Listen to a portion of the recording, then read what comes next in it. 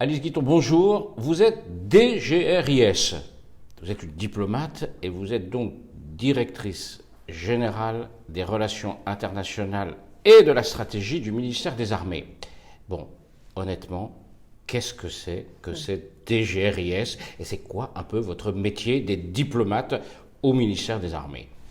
Bonjour Monsieur Mercier, merci beaucoup pour cette question qui me permet d'expliquer ce qu'est le métier finalement de la diplomatie de défense et comment on élabore aussi des stratégies de défense. En réalité, le pilotage des relations internationales en matière de défense conduit à de multiples dialogues stratégiques de par le monde pour faire en sorte qu'avec nos alliés, nos partenaires, nous puissions converger vers des objectifs stratégiques communs, assurer davantage la stabilité stratégique internationale et permettre à nos déploiements, à nos opérations de se dérouler sur la base d'une culture stratégique commune, d'une compréhension des différents théâtres et surtout évidemment des effets à rechercher et de comment les atteindre.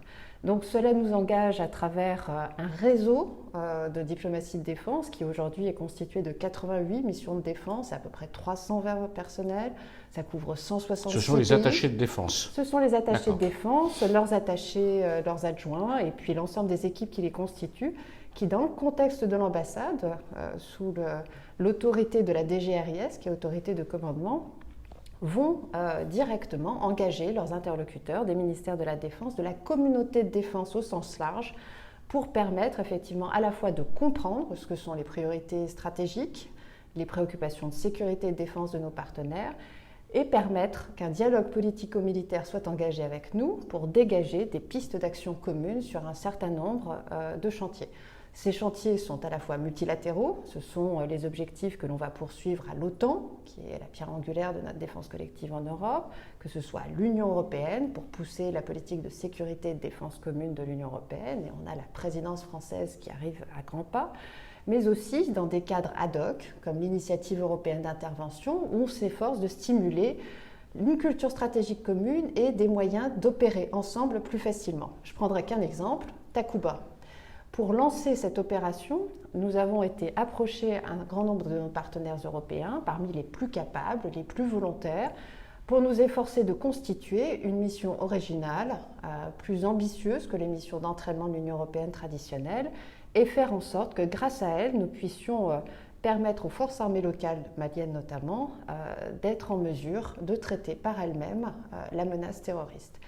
Donc, ces exercices de diplomatie de défense, où finalement la DGRIS au sein du ministère des Armées travaille avec l'état-major des armées, avec le centre de planification et de conduite des opérations, mais aussi avec la DGA, Direction générale de l'armement, nous permet de bâtir des coopérations politico-militaires, de définir ensuite des stratégies de défense qui sont effectivement le plus convergentes possible, et enfin de le décliner en actions concrètes partout dans le monde. Donc vous avez à la fois un réseau, donc dans différents 88 missions, c'est ça? 88 missions de défense, et en fait c'est 166 pays puisqu'on a des AD non résidents. Pays. Ouais. Et en même temps, vous êtes un peu comme un think tank en même temps. Vous avez quand même des gens qui travaillent à Paris, des chercheurs, des gens qui réfléchissent.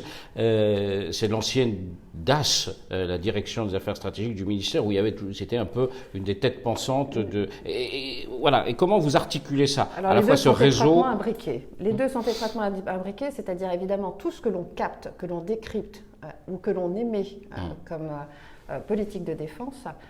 Nous permet d'éclairer ensuite des stratégies de défense. Par exemple, la DGRIS a la charge d'assurer, comme en 2017, le secrétariat de la revue stratégique et de défense nationale, ou plus récemment en 2020, de l'actualisation stratégique. Donc là, on dresse le constat des différentes menaces et défis de sécurité et on en tire un certain nombre de recommandations, de propositions qui sont établies pour l'avenir, qui seront des efforts structurants pour répondre à nos intérêts de sécurité et avec nos partenaires.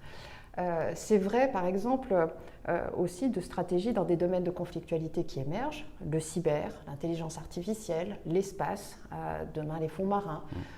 Tous ces domaines, y compris la sécurité énergétique ou les impacts sur la sécurité du changement climatique, sont analysés au sein de la DGRIS en lien avec un grand nombre de cercles de recherche. Donc nous sommes ouverts vers la recherche stratégique.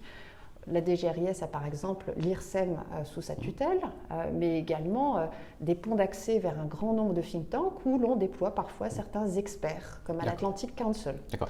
Vous avez beaucoup de militaires. Quelle est la proportion militaire-civile dans Parité, donc une grande diversité de profils. On a parité de civils et militaires. D'accord, 50-50, d'accord. À peu près, exactement. La portion centrale de la DGRIS compte 212 effectifs. Et nous sommes évidemment branchés très étroitement dans tous les travaux avec le ministère de l'Europe et des Affaires étrangères qui a la charge de conduire la politique étrangère. Donc nous sommes dans cette interaction pour la partie politico-militaire avec le Quai d'Orsay pour porter l'action extérieure française. C'est ce que j'allais vous demander parce qu'il y a au Quai d'Orsay une direction politique et des affaires stratégiques. Et parfois on se dit, vous faites un peu le même travail qu'eux. Vous êtes sur des dossiers très très proches. Souvent vous avez des carrières qui se mêlent. Je crois que vous y avez été aussi.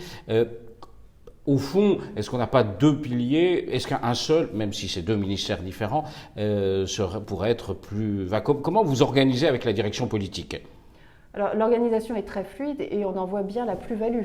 C'est-à-dire qu'effectivement, notre capacité, par exemple, à analyser la menace russe, les manœuvres d'intimidation russes, à éclairer ce que ça signifie en termes d'adaptation militaire de l'OTAN, et ensuite le porter de manière conjointe avec le Quai d'Orsay, que ce soit à l'OTAN, mais aussi vis-à-vis de nos partenaires, de la Pologne jusqu'à la Roumanie en mer Noire, ou sur le flanc est et sud, pour ce qui est par exemple de la Méditerranée et des défis qu'on y trouve. On le fait en partageant nos analyses avec le Quai d'Orsay, mais en touchant finalement des interlocuteurs différents.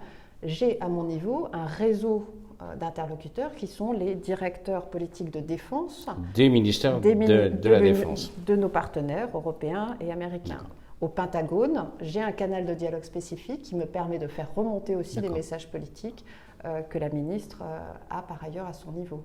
Eh bien écoutez, je crois que les gens qui t'auraient écouté en sauront nettement plus sur la DGRIS, ce qui est mon cas aussi, même si j'avais quelques idées, mais quand même finalement assez vagues. Merci beaucoup Alice Guiton. Je vous remercie beaucoup.